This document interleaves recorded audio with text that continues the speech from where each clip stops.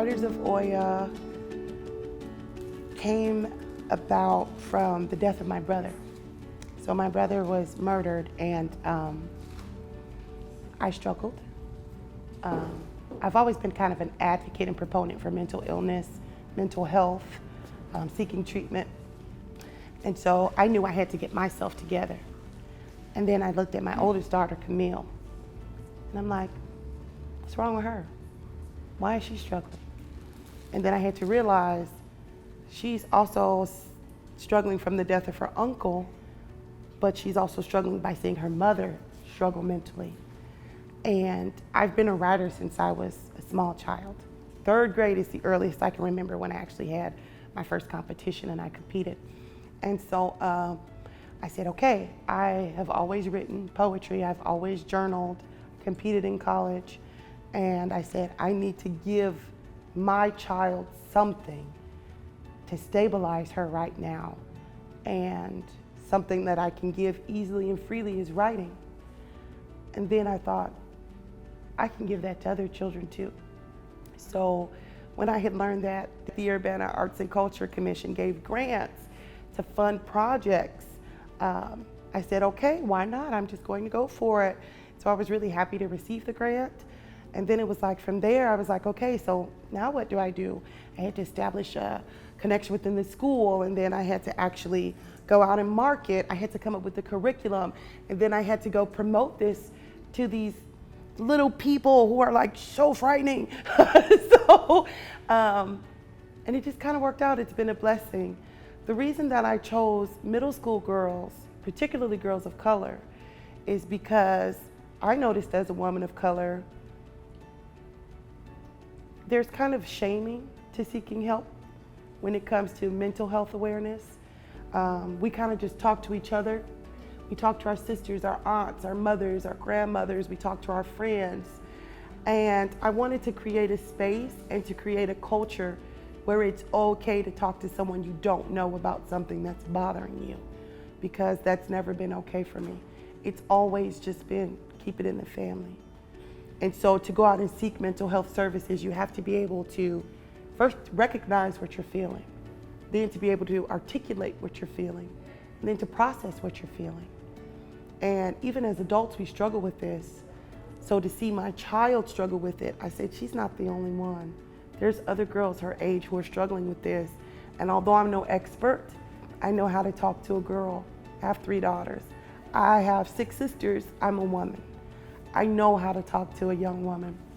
So that's kind of how I got started with the project. And it's just become this phenomenal thing. Originally, I had 11 girls sign up, but only 4 of them stayed throughout the program. And then it dropped to 3. I was so discouraged, and I'm like, I thought I had this great idea. I thought I was doing a good job. And then my mom said, stick with it, stick with those 3. And then I saw those 3 continue to speak, continue to grow, continue to say, hey, there's this workshop you can come to. And so with our 2nd session, we had 13 girls. And I'm like, yay, we've doubled, but now I have to deal with all these personalities and things. And so we just all connect on our womanhood, and we all connect on just wanting a safe place to talk to. Camille, Denilah, and Ashley. And Ashley couldn't be here today because she's in Puerto Rico. And I said, it's just 3 and one of them's my kid. Like, this must not be a good program. And my mom said, no, keep going. And is Denilah here? Good, because I want her to hear this. Denilah is kind of my daughter. We already have a relationship, right? Not perfect, but we have a relationship. But when there was another girl who can come into the workshop and I can see she had a bad day, and she's willing to say, I did have a bad day. I trust you enough to open up to you. I trust you enough to ask your advice. I trust you enough to implement your advice. It's profound for me. I'm a registered nurse, that's my profession. And some people aspire to change the world, doing large-scale things.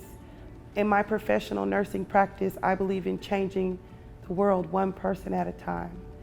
And so when Denilah and I began to develop that relationship, I said, I'm changing the world with this one girl. She doesn't see how phenomenal she is, but I can help her to start opening her eyes. So I'm glad I stuck with it. I'm really glad I stuck with it. And then with Ashley, English is her second language, and she originally joined to become more proficient in English. And I was encouraging her to write her poetry in Spanish. And she's like, no, I need to learn my English. I'm like, okay. And then with Ashley, I learned that, you know, I have this black girl experience. Denilah has this black girl experience. Camille has this black girl experience. Ashley has this Afro-Latina experience. So it was eye-opening for me to see that she goes through similar struggles as black girls, but they're compounded by her Latina status, by her immigrant status, by her language barriers. And so I had to learn and challenge myself. How can I support her better? How can I open my eyes to see her unique conflicts? Because some of the problems that I see personally is with mental health, with nursing, with health, with anything, you have this objective, this is how you do it. It totally ignores the individual. So I tailored an individual experience for girls of color. And I had made the same problems others make when addressing women of color, right? We're all girls of color. We're all going to have these shared experiences. And Ashley taught me, no, there's this whole other world to being a woman of color, depending on where you're from, depending on your original language, depending on your dialect. And so she challenged me, you know, just to question my biases, to also recognize that just because we are a group of women of color, we are not homogenous. So just as though I hope I'm teaching them, they're teaching me too. I came to a point where I realized I had nothing to lose. I'm the oldest of 8. My mother has 7 daughters and she had 1 son. And her 1 son was murdered the week before his birthday. He never got to meet his daughter. He was going to go to the army. Like within a week, his life was going to change and he was killed. And so that year after he died, I traveled a lot and I had to evaluate myself, and I said, this life can be taken from me at any moment. What do you want to do, Ashanti? What do you want to do? I said, I want to write, but I've always written. So I said, I'm going to publish. So I published my first book of poetry titled Woven, Perspectives of a Black Woman. And I said, that's great. You feel great. Pat yourself on the back. Now what are you going to do? And then I saw my daughter. And I said, I'm going to teach her to write because our voices need to be heard. So often we know the greats. We know Zora Neale Hurston. We know Maya Angelou. That was the 1900s. We're in the year 2000. It's a new millennium. It's the 21st century. So from that moment of crisis, I realized I had nothing to lose. Some people could have said, oh, you could have lost your life, you could have lost your husband, you could have lost your children, you could have lost your job, you could have lost your home. I was at such a low point. I thought I have nothing to lose, so I might as well risk everything. Wow, I've never articulated that before. It's kind of cool. Yeah, that's what did it. That's what did it. And so after the 3 girls, I was like, I'm gonna keep doing this. I have to keep writing, even if it's just with these 3 girls. If I just follow these 3 girls, if I just mentor them.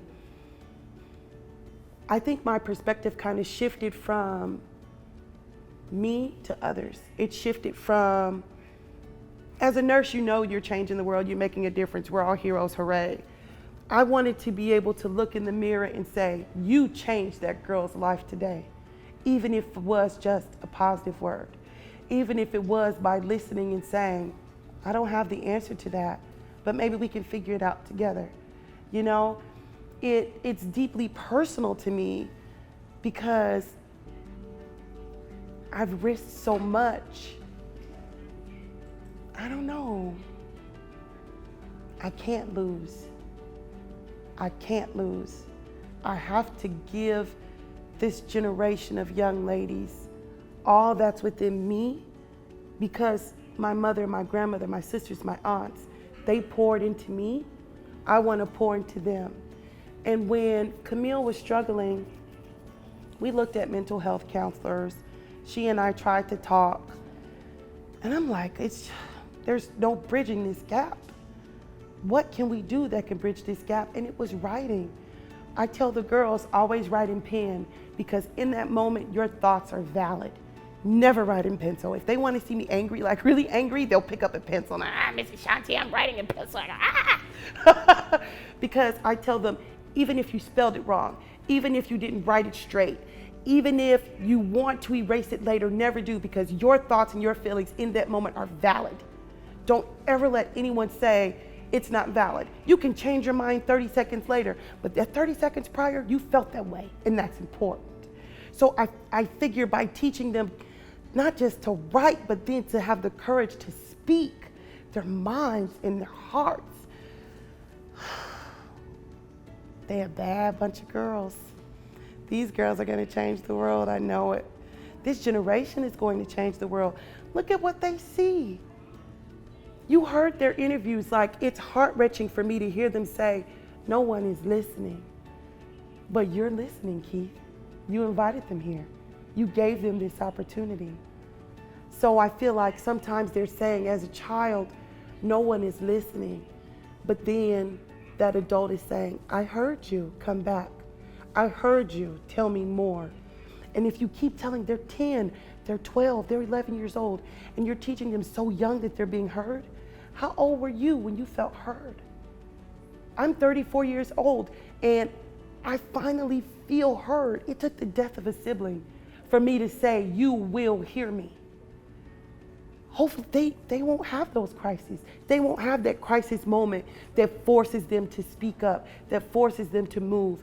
I am teaching them, I'm ingraining in them now. You can do it right now. What you feel is important right now. You hear these girls talking about George Floyd, Black Matters, coronavirus, self-esteem, self-respect, being positive, thinking and feeling their energy, impacting the energy of their community and those around them. Were you doing that at 11 years old? No way. But the children of this generation are exposed to so much. It's up to us as adults to take that exposure, put it through a lens, and get them to show us what they see, to tell us how they feel. Because like they said, they're the ones who are going to change it all.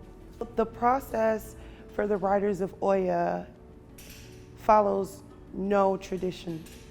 I did some research on working with teens, working with girls of color, working in the schools. None of it made sense to me.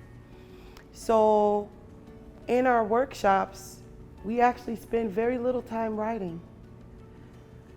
You heard them say they want to be heard. We spend a good part of our workshops talking and listening to one another. I have a formula that I use where I want them to be able to recognize what they're feeling. I want them to have the recognition and be able to recite what they're feeling. And then there's this kind of reward system set up within themselves. So, like I said, we spend more time talking than writing. They need to feel heard. Sometimes you can have a feeling and not know what it is. And because I've been to therapy, I've been trained to recognize that feeling. If you do mindfulness or meditation, a lot of it focuses on, okay, let's take a step back, go backwards. What started this? Identify, identify, identify. I implement that into my teaching. Tell me about your day. Tell me about your family. What's going on? And so they chitter chat, you know, we are ladies, we'll chitter chat. And then I'll say, here's a piece of poetry. And I ask the girls, close your eyes and listen. Don't look at me. Close your eyes and listen. So it forces them, you know, 80% of what your brain processes comes from your eyes. It forces them to literally stop what they're used to doing and trying something new, to focus with your ears. Listen. So after I recite, I say, what did you hear? And it's very unstructured. They shot at me. I heard this word. I heard that word. I heard this. I heard that. Okay, I write it on the board. What did you feel? Close your eyes. Listen. I reread the poem. What did you feel? Tell me. They shot it out. I write it on the board. And then we look and see what we have on the board. Okay, so you heard this. You felt this. What made you feel this way? What made that word stand out to you? Have you ever felt that way before? Has anyone ever treated you that way before? Now let's write about it. 30 seconds. Give me 5 words. We don't spend time talking about haikus or rhyming or even composition. Ideally, as the program grows, I'd like to take it to a high school level where we can focus on those things. I'm not a trained writer. I'm not a PhD in literature. I just do what my heart and soul tells me. So I might not be the best to give critique on composition, but I can tell you that word stuck with you. Why? Why? Why did you feel that way? Give me a color. Tell me the color you hear. And they'll say, what, Miss Ashanti, the color? What's the color? What do you see? Because your eyes are closed, right? What's the color you're seeing behind your clothes? It's black, it's blue, that's sadness, that's anger. Why? Why did that word bring that out? And then they go into, well, you know, last year, or oh, one time this happened. The recite. It's getting them to name the feeling. It's getting them to reflect on the feeling. Once they can name it, they can voice it, they're not afraid of it anymore. The writing comes easily. So that's my approach. Just kind of flew by the seat of my pants. Yeah. And it works. It does work. Yeah, and then we do public speaking as well. So thankfully the community's been very receptive. They've invited us to things like this, the 40/40 opening. I have a poetry slam, but with the pandemic we couldn't do that. The Sounds Like community. And they get pretty nervous, but I tell them, you've already done the hard part. You actually had to go within yourself, within your heart and your mind, identify what you were feeling. Then you had to pull it out. You could have just talked about it, but you did. You actually had to write the words onto paper that someone can find. I said, actually saying it, that's the easy part. You've already done the work. And they get that. The ones that stick with me get it. The ones that stick with me get it. I think my biggest challenge in the program right now is just reaching more girls, training other people to do this program. Because like I said, my philosophy is changing the world one person at a time. And one of my fears is that as the group gets bigger, I won't be able to give them that individualized attention that this program was created on. You know, like I can tell when Delilah's having a bad day. I can tell when she's going through something, despite her best efforts to hide it from me. That's my girl, I know. She just has to look at me. Okay, it's time to go. We need to go talk. And one of my fears, I won't even say one of the challenges, because I will overcome it, is that as the program grows, still maintaining that individualized relationship with each girl, still feeling as though I've made an imprint on their lives, because they certainly have imprinted mine. But my mother is a very direct woman. She doesn't have time to mince words. And so I originally had planned the Writers of Oya to be a 4-week workshop, and then the girl said, I really want to come back next week. Okay, it'll be 6 weeks. I really want to come back next week. Okay, it'll be 8 weeks. And it was only an hour and a half. So we're all talking, right? Because this is supposed to be a safe space. This is a therapy space. But I have to give you something. I have to push you to write. It comes from my mother. My mother didn't have time to hear your 15-minute sob story. She had 8 children. What's the problem? Identify it. Name it. What's the solution?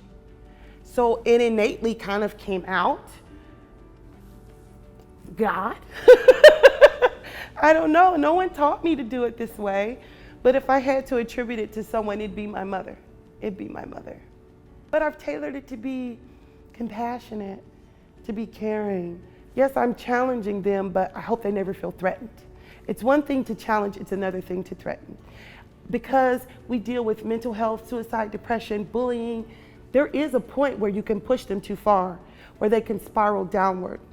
So at the end of my workshops, we try to do something hands-on. So once we did like these stress balls, and I filled them with dry lavender, because that was a hard session that day. Like some of these sessions, we get really deep, we get into it. So I give them a coping mechanism. I tell them to color, I tell them to write, I tell them to draw, something to physically release that stress. Because I tell them, if you pin it all up in your mind and in your heart, it's gonna stay there until you explode. Putting it on paper, it's coming out. And I said, you may not always feel better right away, but maybe later on you'll feel a little bit better. So I do believe in that. I do believe in a physical outlet for a mental strain. So that works. It's working so far. They tell me if they don't like it. They do. They tell me when they don't like the snacks. They tell me when we didn't do it long enough. They tell me when they don't have enough sessions. I'm always open to their feedback. I love to listen. They have so much to say, and I just love to listen. Yeah. See, that's why this is amazing. When people ever ask for the girls, I try my best to not say no. They have their own schedules. Their parents have jobs. They babysit. They do things. Like Mac is actually a gymnast. She's a very good gymnast. And so it's sometimes hard to get them all, but I always try to get a core group because they want to be heard. They just need the opportunity. So far, we have never had to say no. I'm always like, okay, I will pick you up. She come if you feed her. As long as you got food, she's gonna show up.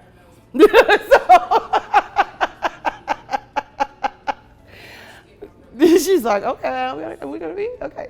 So respecting their times, respecting their parents' times, and also building coalitions with the parents. Like, we have a safe space. I'm a mandated reporter as a nurse. We talk about some heavy stuff.